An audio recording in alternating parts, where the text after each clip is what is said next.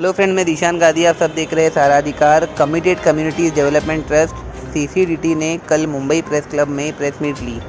इसमें प्रेजेंटेशन बताए गए और बच्चों के ऊपर जो अत्याचार होते हैं उसे कैसे मीडिया में प्रेजेंट करना चाहिए, इस पर डिस्कशन हुआ। राइट्स ऑफ चिल्ड्रन कितने ज़रूरी है उसके लीगल पॉइंट्स को बताया गया।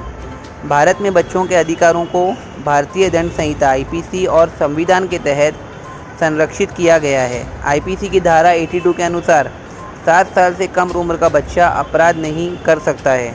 आईपीसी की धारा 83 से 7 से 12 साल की उम्र के बच्चे के लिए नियम है, जिसमें अपराधी की मानसिक परिपक्वता का आकलन किया जाता है। इसके अलावा संविधान के तहत 6 से 14 वर्ष के बच्चों के लिए मुफ्त और अनिवार्य शिक्षा का अधिकार और खतरनाक रोजगार से सुरक्षा का अधिकार शामिल है। भारतीय दंड संहिता आईपीसी के तहत बच्चों के अधिकार, धारा 82, 7 साल से कम उम्र का कोई भी बच्चा कोई भी कार्य करे तो वो अपराध नहीं माना जाएगा, यानी इस उम्र के बच्चे को दंडित नहीं किया जा सकता। धारा 83, 7 से 12 साल की उम्र के बच्चे के मामले में न्यायाधीश तय करेगा कि क्या वह मानसिक रूप से परिपक्व है। यदि बच्चा अपराध को समझने में अक्षम है तो उसे सज़ा नहीं दी जाएगी। बच्चों के खिलाफ अपराधों के लिए दंड, बच्चों पर हमला करने, दुर्व्यवहार करने या उपेक्षा करने पर 3 साल तक की कैद और या फिर 1 लाख तक का जुर्माना हो सकता है। बच्चों को भीख मांगने के लिए इस्तेमाल करने पर 5 साल तक की कैद और 1 लाख का जुर्माना हो सकता है। बच्चों को नशे या मादक पदार्थ देने पर 7 साल तक की कैद और 1 लाख तक का जुर्माना हो सकता है। बच्चों को खरीदने या बेचने पर 5 साल तक की कैद और 1 लाख का जुर्माना हो सकता है। सीसीडीटी ने अब तक 1 लाख बच्चों की सहायता की है। सुकन्या पोद्दार मैनेजिंग ट्रस्टी सीसीडीटी की है। इन्होंने भी पत्रकारों से बातचीत की। दीपक त्रिपाठी चाइल्ड प्रोटेक्शन लीड है। इन्होंने भी बच्चों के ऊपर हो रहे अत्याचारों को कैसे रिपोर्टिंग करनी चाहिए, लीगल पॉइंट्स आईपीसी में जो दिए गए हैं उसके बारे में बताया। CCDT ground floor Chapel Road, Bandra west में है। इनसे संपर्क के लिए आप स्क्रीन पर दिए गए नंबर, ईमेल आईडी पर कांटेक्ट कर सकते हैं। देश और दुनिया की तमाम खबरों के लिए देखते रहिए सहारा अधिकार। सर नमस्कार, पहले तो आप अपना नाम बताइए। आज आपने प्रेस क्लब में प्रोग्राम लिया, उसका मेन उद्देश्य क्या था वो हमारी जनता को बताइए। नमस्कार सभी को, मेरा नाम दीपक त्रिपाठी है और मैं कमिटेड कम्युनिटीज़ डेवलपमेंट ट्रस्ट, ये जो संस्था पिछले 35 सालों से बाल सुरक्षा और अधिकारों के लिए काम कर रही है। मेरे साथ मेरी कलीग है संतोषी देवी, ये भी पिछले 25 साल हो गए उनको भी इस मुद्दे पे काम करते हैं और हम एक साथ काम करते हैं। सो ये आज का जो प्रोग्राम था, हमारा एक ही उद्देश्य था कि मीडिया ये बहुत बड़ा रोल प्ले करती है किसी भी न्यूज़ को सकारात्मक या नकारात्मक बनाने के लिए, और जब बच्चों की बात आती है तो मीडिया बहुत बड़ा रोल प्ले करता है। जब भी बच्चों का रिपोर्टिंग हो या जब बच्चों का कोई न्यूज़ रिपोर्टिंग हो तो उसके क्या नियम होने चाहिए, क्या कानून का उल्लंघन ना हो और क्या कानून के साथ रखते हुए काम किया जाए, ये बहुत ज़रूरी है। क्योंकि जब बच्चों का बात आता है तो कॉन्फिडेंशियलिटी, गोपनीयता होनी बहुत ज़रूरी है।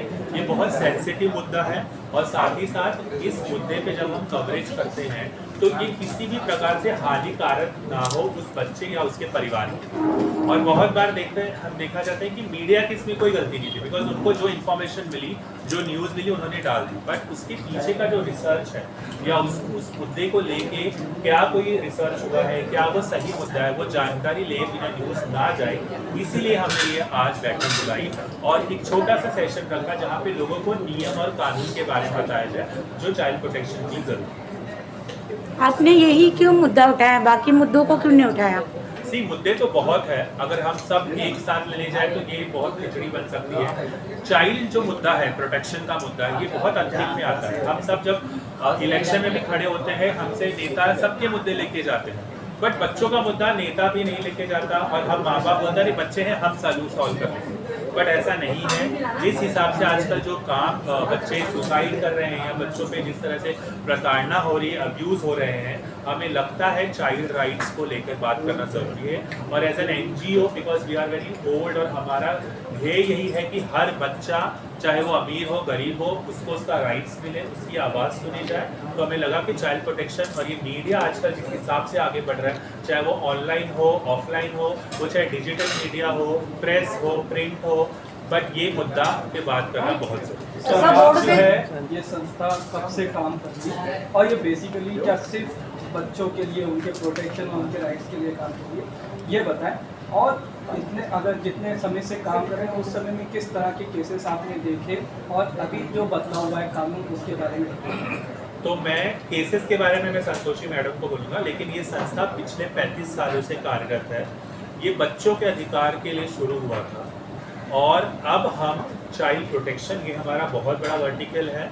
हमारा दूसरा वर्टिकल है एडोलेसेंस एंड यूथ, क्योंकि बच्चों के बाद एडोलेसेंस और यूथ, क्योंकि हमारा भविष्य यूथ ही है और उसके ऊपर हम स्किलिंग पे काम करते हैं ताकि हम उनको स्किल करके लाइवलीहुड से जोड़ सके। और तीसरा मुद्दा है मैटरनल हेल्थ एंड चाइल्ड, मतलब कि माँ जब प्रेग्नेंट होती तब से लेके फर्स्ट 1000 डे तक उसको क्या ज़रूरी ताकि जच्चा बच्चा दोनों सुरक्षित हो, उस पर हमारा। तो ये 3 हेड है हमारे, इस पर हम महाराष्ट्र में कई डिस्ट्रिक्ट में काम करते हैं। और केसेस की बात करें तो हमने ऐसे केस देखे हैं जहाँ पे हमारे टीम तक को लोग मारने आए हैं। बट एक केस अगर आप बता सकते संतोषी, कुछ ऐसा। एक केस था जो हम लोग जैसे CSMT स्टेशन पे हम लोग काम कर रहे थे, तो जो बच्चा था वो माँ से बिछड़ गया था। तो हम लोग बच्चों को मतलब बच्चों को कवर करने के लिए, प्रोटेक्ट करने के लिए गए, बच्चों को हमने लिया। तो माँ बाप के पास जब लेके गए तो माँ बाप को ही पता नहीं है कि उनके कितने बच्चे हैं। तो वो बोले कि अरे ये मेरा बच्चा इधर कैसे आया। और हम लोग जब हमने बच्चों को दिया तब उल्टा हम लोगों ने बोला ना कि अरे आपके बच्चे की तरफ ध्यान नहीं है, तो उल्टा वो हम लोगों को मारने के लिए आई।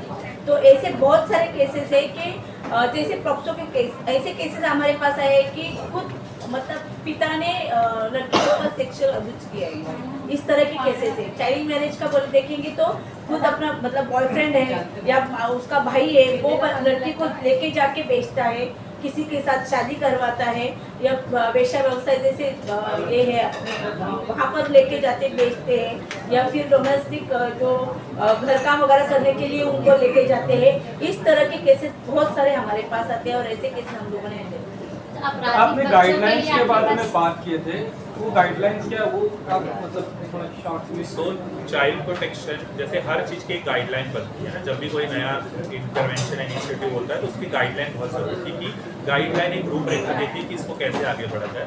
तो चाइल्ड प्रोटेक्शन पॉलिसी जो महाराष्ट्र में ऑलरेडी थी बट उसमें काफ़ी अपडेट किया गया है और वो पॉलिसी ऑलमोस्ट तैयार हो गई है, बट उसको फाइनल स्टेज पे है। तो वो जैसे ही होगा state of government mission under mission वात्सल्य वो सब जगह रिलीज हो जाएगा। आपने मीडिया के लिए यहाँ पे जो है स्पेशल जो है सेशन रखा, तो मीडिया के लिए एक सेशन का क्या वजह है, मतलब उसमें क्या रीजन है आप आज मीडिया के लिए सेशन रखा? बहुत अच्छा सवाल है। जैसे शुरुआत में हमने कहा कि जब हम बच्चों के लिए काम करते हैं तो वो सारे घटक को कवर करना बहुत ज़रूरी है जो बहुत बड़ा रोल प्ले करते हैं। मीडिया एक बहुत बड़ा घटक है बच्चों की लाइफ में, क्योंकि सोशल मीडिया हो चाहे प्रिंट हो न्यूज़ हो, बच्चे बहुत फॉलो करते हैं। अगर कोई ऐसी न्यूज़ जहाँ पे गलत गई या एज अ मीडिया प्रोफेशनल हमें नहीं पता उस न्यूज़ के बारे में कैसे कवर करना है, तो उसका इम्पैक्ट बहुत गलत हो सकता है, चाहे वो सोसाइटी पे हो एज अ मीडिया प्रोफेशनल और एज अ बच्चा भी हो। या फिर कोई गलत न्यूज़ ऐसी छप गई तो भविष्य में बच्चे ने अपने ऊपर हानिकारक हो सकता है। तो सही न्यूज़ सही तरीके से कैसे छापे, इसलिए हमने ये इम्पोर्टेंट करा। और ना हम सिर्फ मीडिया के लिए करते हैं, हम police, doctor, health care provider,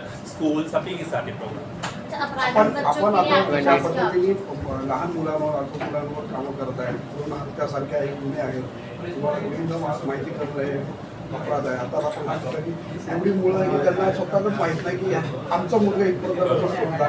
तर सरकारकडे याच्याकरता आपण आपल्या माध्यमातून किंवा त्यांना ते आपण नसबंदी वगैरे म्हणतात अशी यांच्या कुठंतरी म्हणजे ही जी संख्या आहे ती संख्या थांबवता येणार. भ्रूण हत्यापेक्षा ही त्या आधीच जन्माला येण्याच्या आधीच त्यांची जर कुठंतरी नसबंदीसारखे प्रोग्राम चालवलं तर आपल्याला वाटत नाही का हे योग्य ठरणार आहे, तर आपण याला घेऊन पुढे जाणार आहोत. तुम्ही खूप बरोबर बोलात सर. त्यासाठी बरेच यंत्रणा चालू आहे.